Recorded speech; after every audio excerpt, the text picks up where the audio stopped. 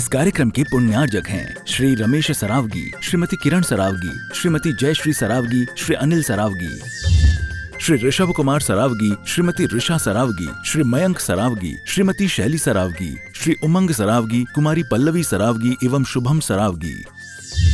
सरावगी उद्योग फाउंडेशन की जय जय जय। परम पूज्य गुणायतन प्रणेता प्रखर वक्ता भावना योग प्रवर्तक शंका समाधान प्रवर्तक गुरुवर श्री प्रमाण सागर जी महाराज की जय जय जय। परम पूज्य मुनिवर श्री संधान सागर जी महाराज की जय जय जय। समस्त मुनि संघ की जय जय जय। आज की प्रातःकाल की मंगल बेला जब हमें पुनः सौभाग्य प्राप्त होगा परम पूज्य गुरुदेव के मुखारविंद से उन वचनों को श्रवण करने का, उस मार्गदर्शन को प्राप्त करने का जिसके माध्यम से हम सभी अपने जीवन की नकारात्मकता को दूर करके सकारात्मकता को प्राप्त कर सकें और अपने जीवन का उत्थान कर सकें। मैं बिना किसी भूमिका के चलता हूं पूज्य गुरुदेव के चरणों में और निवेदन करता हूं कि हे गुरुदेव, आपके दिव्य वचनामृत के माध्यम से हम सभी को वह सद्बोधि की प्राप्ति हो जिसके माध्यम से हम सभी अमृत पद को प्राप्त कर सकें। नमोस्तु नमोस्तु नमोस्तु। सभी लोग अपने दोनों हाथ जोड़ लें और मेरे साथ महामंत्र के स्मरण के लिए अपना मानस तैयार करें।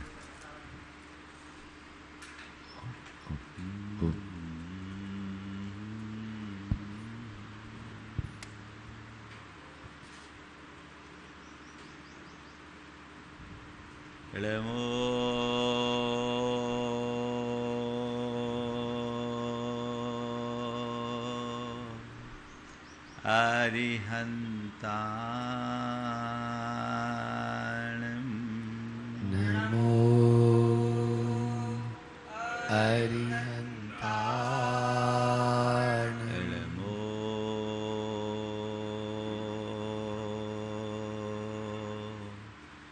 सिद्धाणं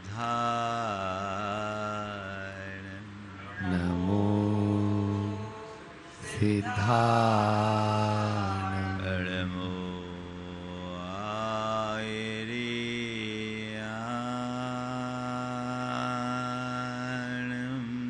नमो आयर्याणं नमो उवध्यायानं नमो उवध्यायानं नमो लोये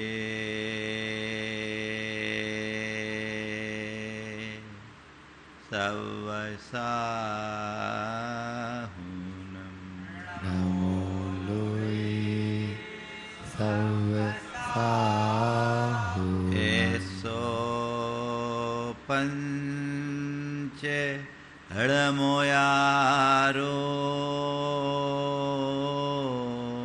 ऐसो पंच नमो यारो सवपावपणाशनो सवपावपणासनो मंगलाळं च सवेसिं मंगलानं च सवेसिं पढ़ेमं होई मंगलम् परमं होई मंगलम्। जय बोलो देवादिदेव खजराट श्री भगवान महावीर स्वामी की जय। अहिंसा परमो धर्म की जय। परम पूज्य आचार्य गुरुवर श्री विद्यासागर जी महाराज की जय जय जय। परम पूज्य गुरुवर श्री प्रमाण सागर जी महाराज की जय जय जय। नमोस्तु गुरुदेव।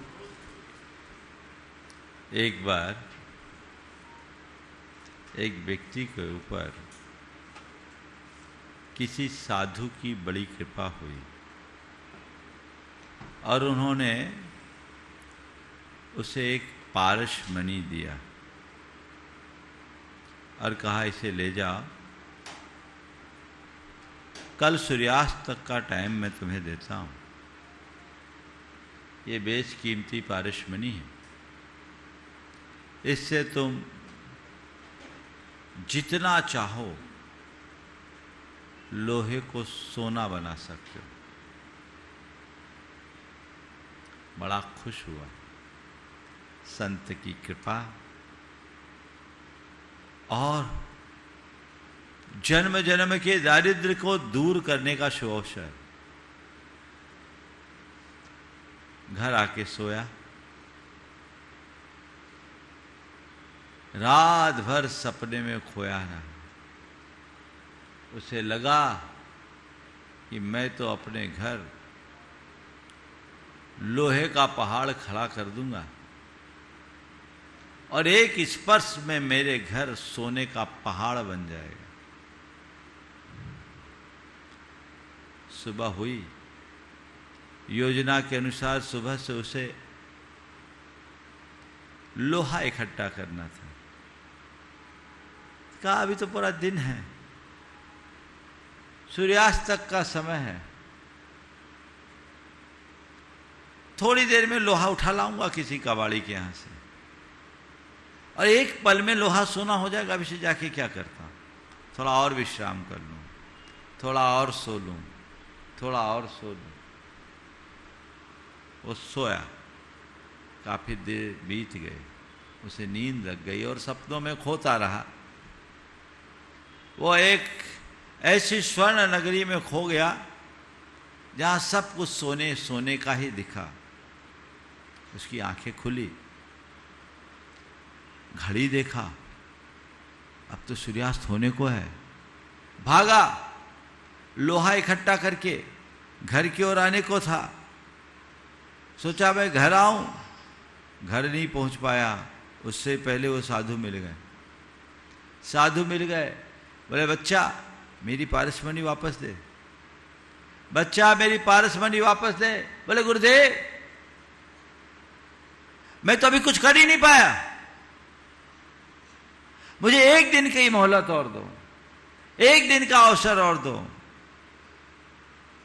मैं कुछ नहीं कर पाया। बोला जो प्राप्त अवसरों का उपयोग नहीं करता उसके जीवन में कभी अवसर नहीं आता। तू कहता और अवसर दे, अब तुझे अवसर देने की कोई आवश्यकता नहीं। तेरे जैसे आलसी लोग दारिद्र्यपूर्ण जीवन जीने के लिए अभिशप्त हैं। तो कुछ नहीं कर सकता। बेचारा मुंह लटका के रह गया, उसे पारसमणि वापस करनी पड़ी। मुझे नहीं पता ये कब घटा, लेकिन हर मनुष्य के जीवन में ऐसा घटता रहता है। हमारे जीवन के जो क्षण है, हर क्षण जीवन को स्वर्णिम बनाने के क्षण है। हम अपने इन जिनों क्षणों का सदुपयोग करें तो अपने संपूर्ण जीवन को स्वर्णिम बना सकते हैं। लेकिन हमारे मन का आलस्य, हमारे अंदर का प्रमाद हमें ऐसा करने नहीं देता। नतीजा हम प्राप्त अवसर को खो देते हैं और उसकी जड़ है आलस्य। आज से आग्रह की बात विगत दिन हुई, आज बात आलस्य की। आलस्य ऐसा अदृश्य रोग है जो शरीर को नहीं आत्मा को शिथिल करता है। यह ऐसा जहर है जो धीरे धीरे व्यक्ति के अंदर की क्षमताओं को समाप्त कर डालता है। आलस्य का मतलब क्या है? कर्तव्य को जानते हुए भी उसे न करने की प्रवृत्ति। जान रहे फिर भी नहीं करे। जो कर सकता है फिर भी नहीं करता, समझ लो वो आलसी है। कर सकता है फिर भी नहीं करता, वो आलसी है। सच्चे अर्थों में आलसी व्यक्ति बाहरी बंधनों से नहीं, अपने शिथिल संकल्पों के कारण परेशान होता है। उसका मन बड़ा कमजोर होता है। अब हमें देखना है मेरा स्थान कहाँ है। मेरे अंदर आलस तो नहीं पल रहा है। किसी व्यक्ति को आलसी कह दो तो उसे अच्छा नहीं लगेगा। लगेगा क्या? नहीं लगेगा। लेकिन हो सकता है कि ये आलस मेरे अंदर भी हो। आलस अनेक रूपों में आता है। ये एक प्रकार का ऐसा राक्षस है जो हमें ग्रस लेता है। ये आलस शारीरिक रूप से, मानसिक रूप से, आध्यात्मिक रूप से और भावनात्मक रूप से, चारों रूपों में हमें जकड़ता है। आलस के लक्षण अरुचि, अनुत्साह, सुस्ती और विस्मृति। कुरैन काबे में लिखा है कि आलसी व्यक्ति के जीवन में जो अपने जीवन के प्राप्त अवसरों का सदुपयोग नहीं करता, उनके जीवन की 4 मंगल नौकाएं हैं: अरुचि, अनुत्साह, सुस्ती और विस्मृति। ये 4 मंगल नौकाएं जो डुबाने वाली है। हम कोई भी कार्य कर रहे हैं, उस कार्य को करने में यदि रुचि है तो मैं उत्साही मानूंगा, मैं निरालसी हूं। अनुत्साह है यानी मेरे मन में कहीं ना कहीं आलस है। अंदर सुस्ती है तो मेरे अंदर आलस है। और विस्मृति है, मुझे किसी चीज का भान नहीं, तो ये भी मेरे अंदर के आलस को द्योतित करता है। शारीरिक आलस जब मन में छाता है तो शरीर उठने, चलने फिरने, क्रियाशील होने से खतरा। कौन करे, पड़े रहो, होता है। ऐसे आलसी लोग बहुत हैं। यहां से वहां जाना है, आधा घंटा गाड़ी का वेट करने में बिता देंगे, पर 5 मिनट पैदल चलने का कष्ट नहीं उठाएंगे। होता है। गाड़ी का वेट करने में आधा घंटा खराब करने को राजी हैं, पर यहां से वहां जाने में कुल 5 मिनट लगना है। 5 मिनट का सफर तय करने के लिए राजी नहीं। ये वे लोग हैं जो शारीरिक रूप से आलसी होते हैं। दूसरा है मानसिक आलस्य। जब सोचने, निर्णय लेने और विचार करने में जी चुराने लगे। कुछ लोग होते हैं जो मानसिक रूप से बहुत आलसी होते हैं, कुछ सोचते नहीं। कुछ कहाँ सोचते हैं, विचार करते हैं, निर्णय लेंगे, आज नहीं कल पर टालेंगे। टाल मटोल की प्रवृत्ति आलस की प्रवृत्ति है। सोचने, विचार करने और निर्मल निर्णय लेने की क्षमता का ह्रास होता है आलसी व्यक्ति के जीवन में। जब आलस हावी होता है तो ये चीजें आ जाती है। जो व्यक्ति निरालसी होगा उसे सोचने में एक पल नहीं लगेगा, विचार करने में एक क्षण नहीं लगेगा और निर्णय लेने में कभी विलंब नहीं होता। सही समय पर सही निर्णय वो तत्परता से लेता है। तीसरा है आध्यात्मिक आलस्य। ऐसे व्यक्ति के ऊपर जब आलस होता है तो अपने पूजा पाठ, धार्मिक क्रियाएं, जप तप, ध्यान, साधना, इनसे उसका मन भागता है, रुचि नहीं रहती। हाँ कर लेंगे, पूजा करना है कर लेंगे, सामायिक करना है कर लेंगे, स्वाध्याय करना है कर लेंगे, कोई साधना करना है कर लेंगे। ऐसे लोग आध्यात्मिक रूप से बड़े कमजोर होते हैं और वो अपने आप को मार्ग से भटका देते हैं। इसी तरह भावनात्मक आलस तब छाता है जब मनुष्य की संवेदनाएं कुंठित हो जाती है और व्यक्ति अंदर से निष्क्रिय हो जाता है। ऐसा आलस मनुष्य को बुरी तरह परेशान करता है। अपने अंदर झांक कर देखे कि मेरे मन में इस प्रकार का कोई आलस्य तो नहीं है। एक बार एक व्यक्ति संत के पास पहुंचा। अब संत ने पूछा, भैया तुम क्या करते हो? बोले मैं आराम करता हूं। क्या करते हो? आराम करता हूं। युवक था। क्या करते हो? आराम करता हूं। संत ने मुस्कुराते हुए कहा, आराम तो वो करता है जो, आराम तो उसे चाहिए जो श्रम करता है। तुम श्रम तो करते नहीं, आराम खोजते हो। ये आराम करते हो या सुस्ताते हो? थकने पर विश्राम करना आराम है और बिना थके पड़े रहना सुस्ती है। यह आलस्य का द्योतक है। इस आलस्य को हमें दूर भगाना चाहिए। जो काम हम कर सकते हैं उसे कर डालना चाहिए। कर सकने लायक काम को भी टाल मटोल कर देना कभी अच्छी बात नहीं मानी जाती। अपने अंतरंग को टटोल करके देखो। टाल मटोल की आदत है, अभी नहीं बाद में, फिर कर लेंगे। ये बाद में को अभी में परिवर्तित करो, फिर को अब में परिवर्तित कर लो, कर लेंगे को कर लेना है इसमें परिवर्तित करो, ठान लो, जीवन तब बदलता है। आलस्य करोगे तो पड़े रह जाओगे। अकबर ने एक बार बीरबल से पूछा कि ये बताओ इस दरबार में सबसे आलसी कौन है? इस दरबार में सबसे आलसी कौन है? बीरबल ने कहा जहां पना आप, जहां पना आप। अकबर एकदम तमतमा गया, क्या बोलते हो? बोले हाँ हुजूर, गुस्ताखी माफ हो, हमने आपको आलसी इसलिए कहा क्योंकि जो काम आप स्वयं कर ले सकते हो, जो काम आप स्वयं कर सकते हो वो आप मंत्रियों से कराते हो। आलसी होने के लक्षण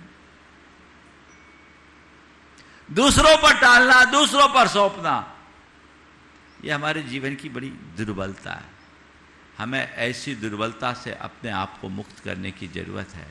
सवाल है ये आलस आता क्यों है? क्यों आता है? सबसे पहला कारण उद्देश्य विहीनता। अगर आपके सामने कोई ठोस उद्देश्य ना हो, कोई लक्ष्य ना हो, तो उद्देश्य या लक्ष्य का अभाव संपूर्ण जीवन को निरर्थक बना देता है। ऐसा व्यक्ति आलसी, मंद उद्यमी हो जाता है। हाँ ठीक है, चल रहा है, कोई मतलब ही नहीं। एक शब्द आता है तख्ता तोड़। बहुत सारे ऐसे लोग हैं जो तख्त तोड़ने वाले होते हैं। कई गाँवों में अभी भी ऐसे लोग हैं जो कभी नामी गिरामी सेठ के बच्चे रहे, उनसे पूछो कि भैया ये क्या करे? बोले इनने तख्ता तोड़ा है, यानी पूरा जीवन चौकी में बिताया है, पूरा निकम्मे बन करके जिंदगी जी है इनने, आलसी बन करके जीवन बिताया इनने, अपने जीवन में कुछ भी करने योग्य कार्य नहीं किया क्योंकि उनका कोई उद्देश्य ही नहीं था। आलस होगा। एक विद्यार्थी है, यदि उसने अपने पढ़ाई का सही उद्देश्य नहीं बनाया, पढ़ नहीं पाएगा, आलस करेगा। एक व्यापारी है, अगर उसने अपने व्यापार का सही उद्देश्य नहीं बनाया और उसमें दृढ़ नहीं रहा, उस पर फोकस नहीं रहा, वो आलसी बना रहेगा। एक आम गृहस्थ है, अपनी गृहस्थी को अच्छे तरीके से संचालित करने का लक्ष्य नहीं बनाया, उसमें उसको आलस होगा। एक साधु है, अगर अपनी साधना का लक्ष्य नहीं बनाया तो वो भी भटकेगा। इसलिए जीवन सोद्देश्य होना चाहिए। दूसरा कारण है आत्मबल की कमी। जब व्यक्ति अपनी आत्मा की शक्ति को नहीं पहचानता तो व्यक्ति निराशित सा हो जाता, पड़े रहता है, वो आलसी बन जाता है। अपना आत्मबल जगा के रखो, आलस दूर दूर तक भी पास नहीं आएगा। उद्यमी बने रहोगे, आगे बढ़ने का भाव बना रहेगा, सब काम करने की इच्छा बनी रहेगी, प्रयास करो। या आप देखिए, तीसरा है इंद्रिय सुखों की लत, सुविधावादी दृष्टिकोण। जो लोग सुविधाभोगी होते हैं, आराम की आदतें आ जाती है, वो व्यक्ति मंद उद्यमी होता है, कर्म के प्रति कोई उसके मन में उत्साह नहीं होता, पुरुषार्थ करता नहीं, पड़ा है। कौन भोगे, कौन कष्ट भोगे, आलसी बन जाएगा।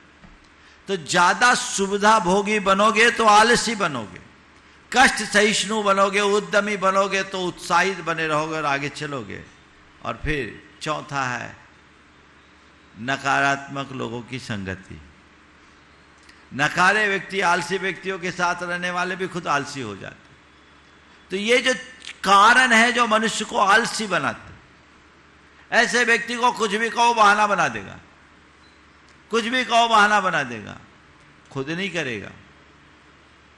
गुरु शिष्य थे, शाम का समय था, रात्रि का समय था, गुरु को नींद नहीं आ रही थी। गुरु ने शिष्य से कहा, बेटा थोड़ा दिया बुझा दे, मुझे नींद नहीं आ रही। बोला, गुरुदेव क्यों दिया बुझाने की बात कर रहे हो? आप अपना सिर ढक लो, अंधेरा हो जाएगा। सिर ढक लो, अंधेरा हो जाएगा। गुरु ने कहा, अच्छा ठीक। थोड़ी देर बाद कहा, देख बाहर बारिश तो नहीं हो रही। उसने कहा, गुरुदेव बारिश नहीं हो रही, बारिश नहीं हो रही। तो बाहर गया नहीं, कैसे कह रहा है कि बारिश नहीं हो रही? बोले, अभी अभी एक बिल्ली आई थी, मैंने उसके पीठ में हाथ फेरा, बाहर से बिल्ली आई थी, उसकी पीठ सूखी थी, मैं समझ रहा हूं बारिश नहीं हुई। ठीक। थोड़ी देर बाद गुरु ने कहा, देख खिड़की बंद कर दे, बहुत तेज हवा आ रही है, मुझे ठंड लग रही है, खिड़की बंद कर दे, तेज हवा आ रही है, मुझे ठंड लग रही है। गुरुदेव 2 काम मैंने कर दिया, तीसरा आप नहीं कर सकते। 2 मैंने कर दिया, तीसरा आप नहीं कर सकते। ये स्थितियां बनती है। वो कोई भी काम कहो बहाना बना देगा। टाल मटोल करने वाले को हमेशा कोई ना कोई बहाना खोजना ही पड़ता है। ध्यान रखना, कामयाब वो नहीं होते जो बहाना बनाते हैं, कामयाब वे होते हैं जो बहाना खोजते हैं। कोई मौका है तो बहाना मत बनाओ। कोई भी मौका है बहाना खोजो कि किस बहाने में काम कर पाऊं। बहाना बनाने वाले बहाना ही बनाते रहते हैं और मौका खोजने वाले जीवन को आगे बढ़ा लेते हैं। हम अच्छा अवसर ढूंढे, बहाना बनाने की आदत से बाज आए। कई बहानेबाज होते, बड़े कलाकार होते हैं। एक स्कूल में एक लड़का था, वो बहुत बहानाबाज था। रोज होमवर्क करे बिना आता और कोई ना कोई बहाना बना देता। एक दिन शिक्षक ने उससे कहा कि अब तो तेरे को आना ही पड़ेगा। बोले क्या है? बोले कुछ नहीं, तुम्हें एक चूहा का चित्र बना के लाना है, एक बिल्ली का चित्र बना के लाना है, एक कुत्ते का चित्र बना के लाना है। चूहा, बिल्ली और कुत्ते का चित्र बना के लाना। सब बच्चे तो ले आए चित्र बना के, पर वो बहानेबाज खाली हाथ पहुंचा। खाली हाथ पहुंचा। जब कोई चित्र नहीं बनाया, उससे पूछा भैया तू चित्र क्यों नहीं बनाया? बोले सर मैं क्या बताऊं, मजबूर हूं। बोले क्या हुआ? बोले सबसे पहले मैंने एक चूहे का चित्र बनाया। चूहा एकदम जीवंत बना। फिर उसके बाद मैंने बिल्ली का चित्र बनाया। बिल्ली ने जैसी चूहा को देखा झपट पड़ी। तो बोला अभी बिल्ली कहां है? बिल्ली ला। बोले सर आगे की बात तो सुनो। मैंने बिल्ली को बनाने के बाद कुत्ते को बनाया। जब कुत्ते का चित्र बनाया, कुत्ते की दृष्टि बिल्ली पर पड़ी, उसने बिल्ली को झपट लिया। बिल्ली चल बसी। तो चल कुत्ता ले आता। बोला सर कुत्ते को लेके आ रहा था। कुत्ते को लेकर आ रहा था, रास्ते में बच्चों ने उस पर पत्थर मारा। वो कुत्ता पता नहीं कहां भाग गया। मैं उसे खोजने में बिजी हो गया, इसीलिए लेट से आया हूं, इसीलिए मैं विलंब से आया। ये बहाना बनाने वाले बहाना ही बनाते रहते हैं। इनका सब काम अधूरा रह जाता है। परिणाम क्या निकलता है? कर्म में बाधा। कोई काम होगा नहीं। जो आज करना है वो कल पर टलेगा और कल कभी आएगा नहीं, सो काम होगा ही नहीं।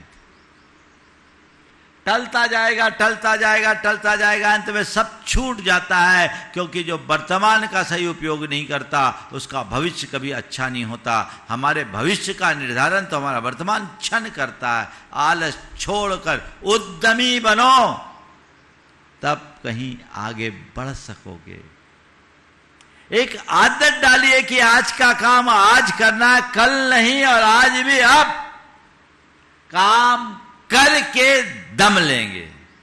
कल कर लेंगे, कल कर लेंगे, कल कर लेंगे। तो बस ऐसे लोग कर लेंगे, कर लेंगे, कर लेंगे होगा, कर कुछ नहीं सकेंगे। कुछ नहीं होता, काम ही नहीं होता। ऐसे लोगों मानसिकता ही नहीं बन पाती।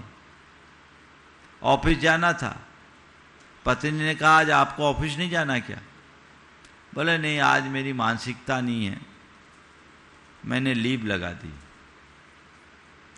ऑफिस नहीं जाना? बोले नहीं आज मेरी मानसिकता नहीं है, मैंने लीव लगा दी। पत्नी ने पूछा ये मानसिकता आपकी कब तक बनी रहेगी? बोले रिटायरमेंट तक। जाना ही नहीं। ऐसे में क्या होगा? कुछ भी नहीं होगा। ऐसे आलसी व्यक्ति की प्रतिभा का ह्रास होता है। योग्यता होते हुए व्यक्ति पीछे रह जाता है। खरगोश में कितनी ताकत थी, पर कछुआ जीत गया, खरगोश हार गया। किसके कारण?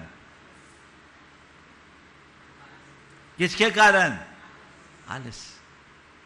खरगोश क्षमतावान, प्रतिभावान होने के उपरांत भी, सर्व योग्यता से संपन्न होने के बाद भी पिछड़ गया अपने आलस के कारण। और कछुआ अल्प सामर्थ्य वाला होने के बाद भी जीत गया अपने उद्यम के कारण। इसलिए नीतिकार कहते हैं उद्यमेन ही कार्याणि सिद्ध्यन्ति न मनोरथ है। केवल सोचने से काम पूरा नहीं होता, उद्यम करने से व्यक्ति को सफलता मिलती है। उद्यमी बनिए, काम कीजिए, आगे बढ़िए, पिछड़िए मत। जीवन तब संभलेगा, जीवन तब संवरेगा, तभी आगे बढ़ पाएंगे। इस पर पूरा ध्यान और पूरा फोकस होना चाहिए, इस पर चिंतन होना चाहिए, नहीं तो कुछ नहीं होगा। कहते आलस्यम ही मनुष्यानाम शरीरस्थो महारिपु। ये शरीर के भीतर पड़ने वाला सबसे बड़ा शत्रु है आलस्य, प्रमाद। एक क्षण का प्रमाद हमें अनंत भाव पीछे ले जाता है। ये भगवान महावीर की देशना है। इसलिए प्रमाद मुक्त होकर के अपना काम करो। ऐसा करोगे प्रतिभा का ह्रास होगा और आध्यात्मिक क्षमी होगी, क्षति होगी। तुम्हारी आत्मा की प्रखरता खत्म हो जाएगी, कुछ नहीं कर पाओगे, निस्तेज हो जाओगे और अंत में आएगा पश्चाताप। क्या आएगा? पश्चाताप। पछताओ, समय निकल गया, आप क्या करें भैया, काश मैं ऐसा कर लेता, काश मैंने ऐसा सोच लिया होता, काश मैंने ऐसा किया होता, काश मैंने ऐसा कहा होता। ये काश काश काश क्या है? गए, अब तो गई भैंस पानी में, कुछ बचने वाला नहीं है। ऐसा वाले व्यक्ति निरर्थक ही अपना जीवन बर्बाद कर देता है, कुछ नहीं करता। चल रहा है, चल रहा है। एक व्यक्ति एक लड़का बड़ा आलसी था, परीक्षा देने के लिए गया, निबंध लिखना था उसमें आलस्य पर। आलसी व्यक्ति को आलस्य पर निबंध लिखना था।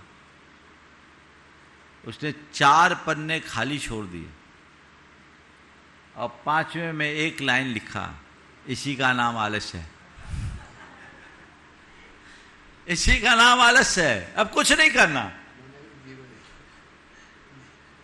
ये आलसीपन है जो कुछ करने नहीं देता। कई लोग हैं, हमें दूसरों को नहीं देखना, अपने अंदर देखना। मेरे अंदर कोई शारीरिक आलस तो नहीं है, मेरे अंदर कोई भावनात्मक आलस तो नहीं है, मेरे अंदर मानसिक आलस तो नहीं है, आध्यात्मिक क्षेत्र में मैं आलसी तो नहीं बना हूं। यदि हूं तो मुझे उस आलस्यपूर्ण प्रवृत्ति से अपने आप को बचाना है। उसको बचाने का रास्ता बताने के लिए मैं आया हूं। हमेशा एक बात ध्यान रखना, आलस्य एक प्रवृत्ति बन गई है, दुर्बलता नहीं है। प्रारंभ तो दुर्बलता के रूप में होती है। इस आलस्य का प्रारंभ एक दुर्बलता के रूप में होता है, लेकिन बढ़ते बढ़ते वही प्रवृत्ति बन जाती है। जो व्यक्ति बार बार टालता है, टालने का आदी हो जाता है, ऐसी प्रवृत्ति बन जाती है।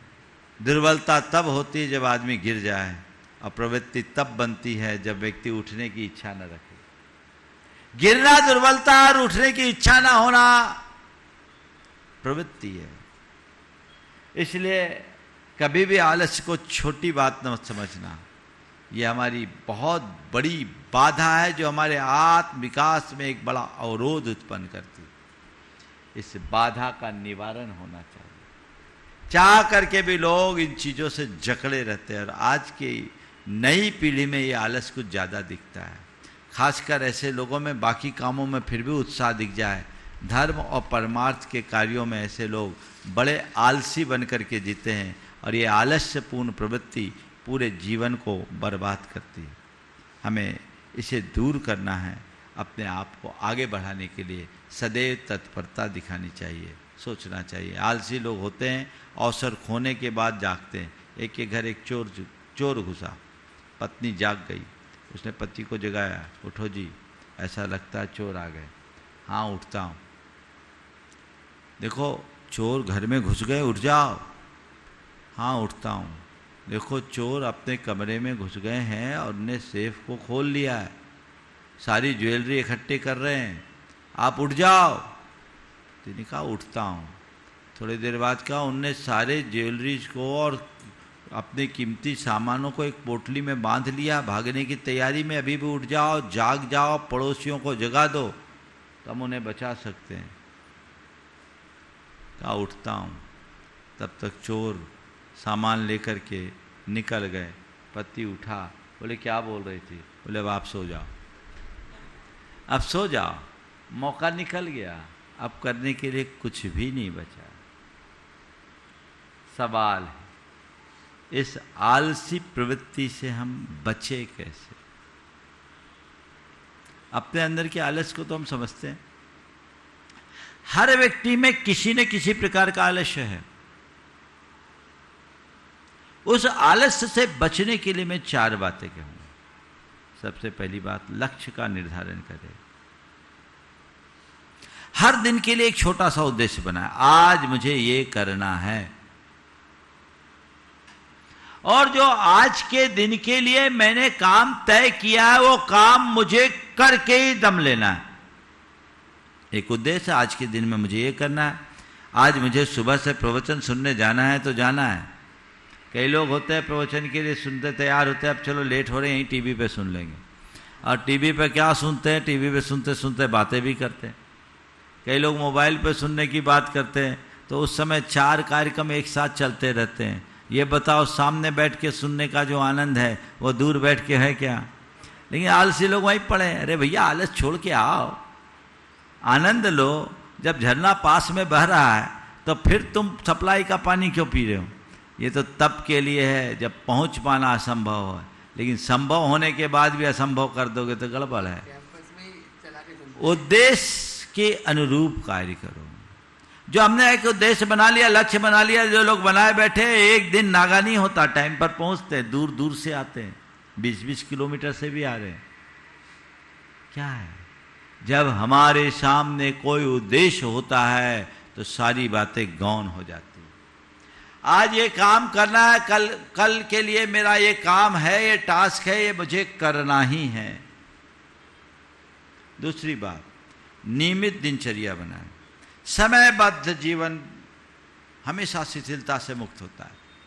समय की पाबंदगी, ये काम मुझे कल ऐसा करना है, ऐसा करना है, ऐसा करना है, ऐसा करना है। मैं ऐसे कई उद्यमियों को जानता हूं जो आज सफलता के शिखर पर पहुंचे। वे अपने पूरे दिन का, खासकर विनोद जी काला का, उनका पूरा शेड्यूल बन जाता है।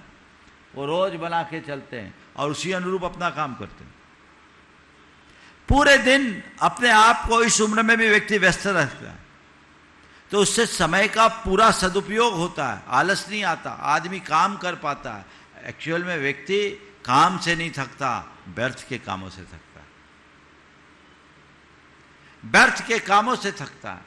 तो व्यर्थ के कामों से अपने आप को बचाओ, काम से काम रखो, नियमित दिनचर्या रखिएगा, आपको कभी कठिनाई नहीं होगी, आलस आप पर कभी हावी नहीं होगी।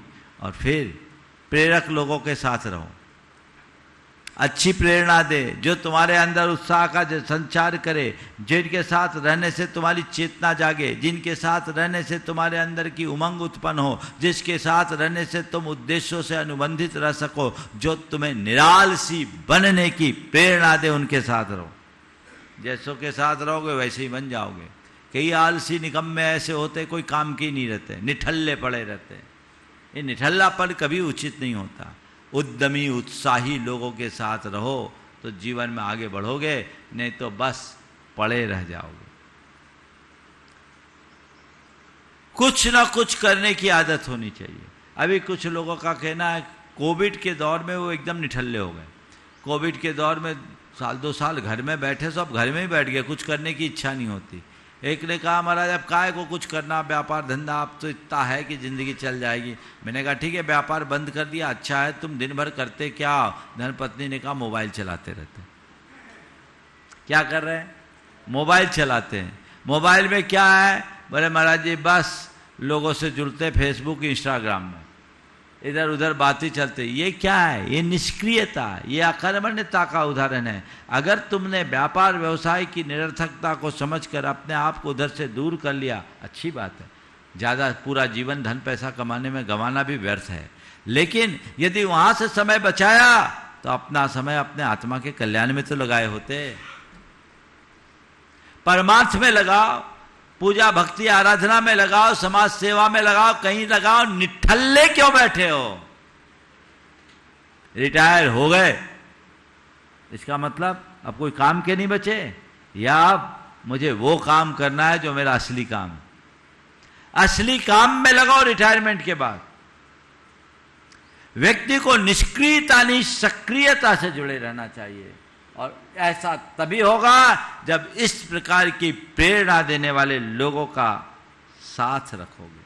अच्छे व्यक्ति की संगति सदैव उन्नति का अवसर प्रदान करती है, यह हमें ध्यान में रखना चाहिए।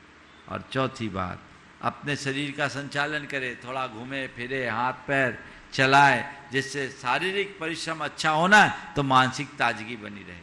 पड़े मत रहिए, घूमिए फिरिए, थोड़ा सा योगाभ्यास कीजिए, भावना योग कीजिए। अभी भावना योग की साधना तो मैं बताऊंगा ही, तो इससे अपना जीवन आगे बढ़ेगा और सब काम अच्छे से अच्छा होगा। नहीं तो आप टालोगे तो टालते ही रह जाओगे। टालने वाला व्यक्ति न खुद को संभाल पाता है न किसी और को संभाल पाता है। इसलिए चारों उपाय बनाइए, लक्ष्य का निर्धारण कीजिए, नियमित दिनचर्या अपनाइए, अच्छे लोगों की संगति कीजिए और थोड़ा शारीरिक श्रम कीजिए, संचालन कीजिए, आपका बहुत कुछ अच्छा होगा। खान पान पर भी थोड़ा संयम रखना। अनियमित खान पान और ज़्यादा खाना भी मनुष्य को आलसी बनाता है।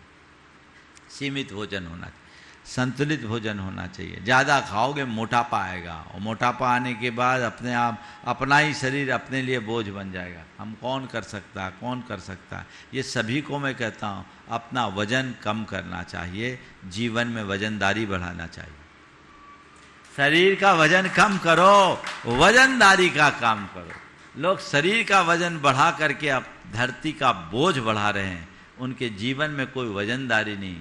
थोड़ा सा आप अपने डाइट पर पूरा ध्यान दीजिए, ताकि आप अपने जीवन का रस ले सके और जीवन में कुछ अच्छा कर सके, तो हमारे जीवन में बहुत अच्छा काम हो सकता है। बंधुओं, भावना योग के अंतर्गत मैं आलस्य को दूर करने के लिए 4 विशेष भावना, अभी तो पूरी भावना योग का क्रम आप लोगों से कराऊंगा ही, लेकिन ये 4 विशेष भावनाएं जो भावना योग में काफ़ी कुछ विस्तार मैंने किया है।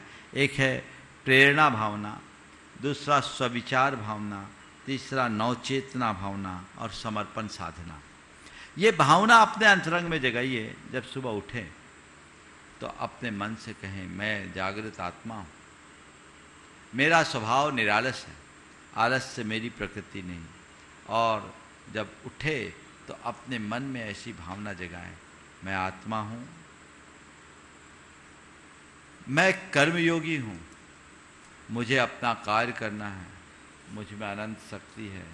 ये भावना अंदर ऊर्जा भरती है। तो अपने अंदर बताए कि मुझ में अनंत शक्ति है, मैं आत्मा हूँ, मुझे कर्म योगी बनना है और मुझ में अनंत शक्ति है। ये बात बार बार दोहराएं। फिर स्वविचार करें, अपने आत्मा की महिमा को जानें, देखें आज मैंने क्या किया और क्या नहीं किया, मैंने कौन सा अवसर खोया, इस बात पर विचार करें और मन ही मन संकल्प करें कि अब आज मैंने अवसर खो दिया, आइंदा ऐसा अवसर मैं कभी नहीं खोऊंगा, अपने हर अवसर का सदुपयोग करूंगा। तो ये आपके अंदर एक भावना जगाएगी और जीवन को आगे बढ़ाएगी और एक चेतना को जागरण में लाएं। आंखें बंद करके कल्पना करें, एक रोशनी मेरे भीतर प्रवेश कर रही है जो मेरे अंदर के सारे आलस्य की परतों को समाप्त कर रही है। और फिर गुरु की छवि को याद करके समर्पण की भावना रखें और ये कहें कि मैं अपने सारे आलस्य और बुराइयों को गुरु चरणों में अर्पित कर रहा हूँ। तो जीवन में बड़ा अंतर आ सकता है। इसी भावना को हम भावना योग के रूप में चारों चरणों से पूरा करेंगे। ये हमेशा ध्यान में रखना है कि आलस्य आत्मा की जड़ता है जो हमें एकदम जड़ता केंद्र कर दे है, लेकिन जो आलस्य को जीत लेता है वही कर्मयोगी बनता है, वही विजेता बनता है, वही ध्यान योगी बनता है। हमें अपने आलस्य को मिटाना है और चेतना को जगाना है। आलस्य को मिटाने के लिए, चेतना को जगाने के लिए हम भावना योग की तैयारी करें। सभी लोग स्थिर आसन से बैठ जाएं।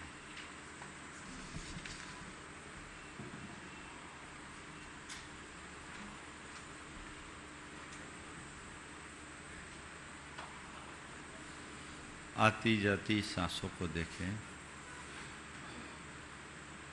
श्वास ले और श्वास छोड़े, धीमी धीमी गहरी श्वास और धीमी धीमी गहरी निश्वास। श्वास लेते समय ऐसा महसूस करें कि मेरे भीतर अनंत ऊर्जा का प्रवेश हो रहा है, और श्वास छोड़ते समय ऐसा सोचें कि मेरे अंदर का सारा आलस बाहर निकल रहा है। श्वास ले और छोड़ें।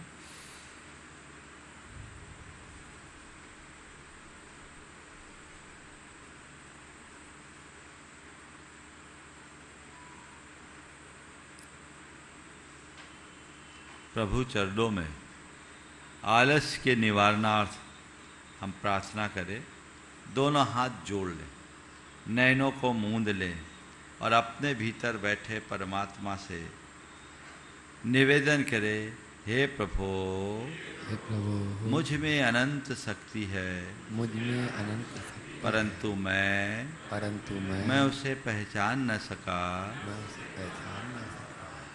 मैं जानता हूँ मैं जानता हूँ आलस्य मेरा स्वभाव नहीं, आलस्य मेरा स्वभाव यह मेरे आत्म बल पर मेरे आत्मबल पर पड़ा हुआ आवरण है। पड़ा हुआ आवरण है। हे प्रभु, हे प्रभु, कृपया मुझे जागृत कर दो, मुझे जागृत कर दो, कृपया मुझे जागृत कर दो, मुझे जागृत कर दो, कृपया मुझे जागृत कर दो, कृपया मुझे जागृत कर दो। मुझे जागृत मेरे भीतर ऊर्जा का स्रोत फूटे, मेरे भीतर ऊर्जा का स्रोत फूटे, मेरे भीतर ऊर्जा का स्रोत फूटे,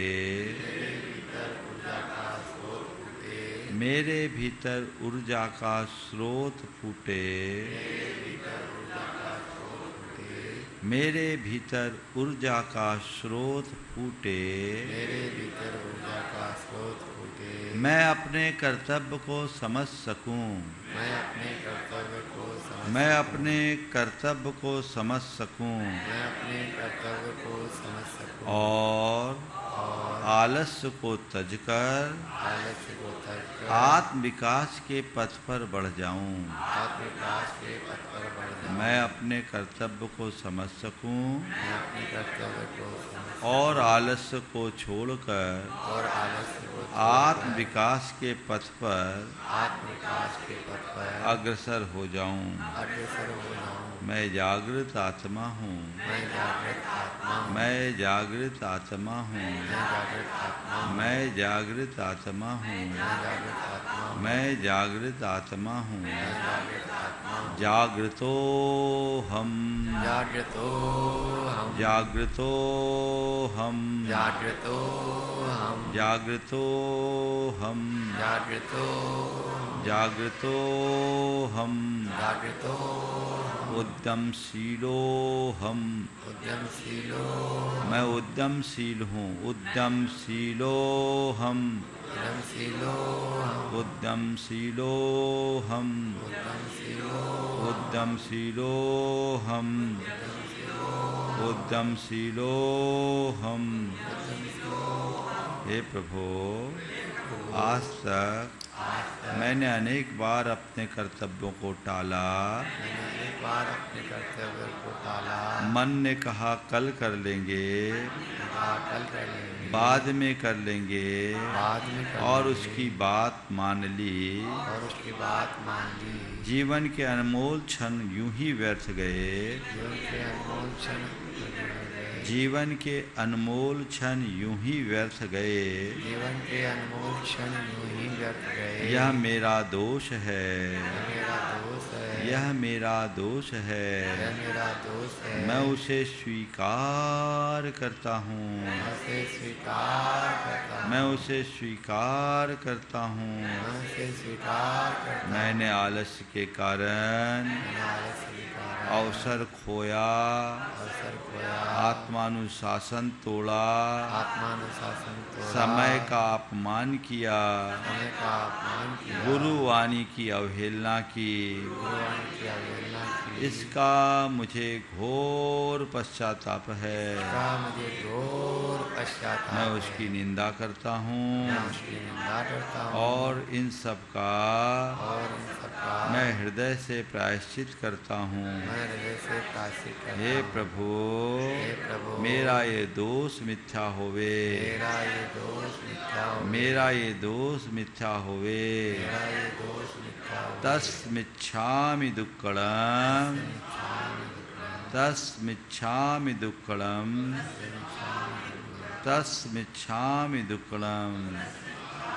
हे प्रभु, हे प्रभु, अब मैं संकल्प करता हूँ अब मैं संकल्प करता हूँ कि कि मैं मैं निरालसी रहूँगा, निरालसी रहूँगा, मैं निरालसी रहूँगा, निरालसी रहूँगा, मैं समय पर उठूँगा, समय पर उठूँगा, मैं समय पर उठूँगा। जो करना है उसे आज ही करूँगा, करुणा से आज ही करूँगा, जो करना है उसे आज ही करूँगा। जो करना है उसे आज ही करूँगा। कार्य के प्रति कार्य के प्रति मेरी सजगता मेरी सजगता मेरा ध्येय बनेगी।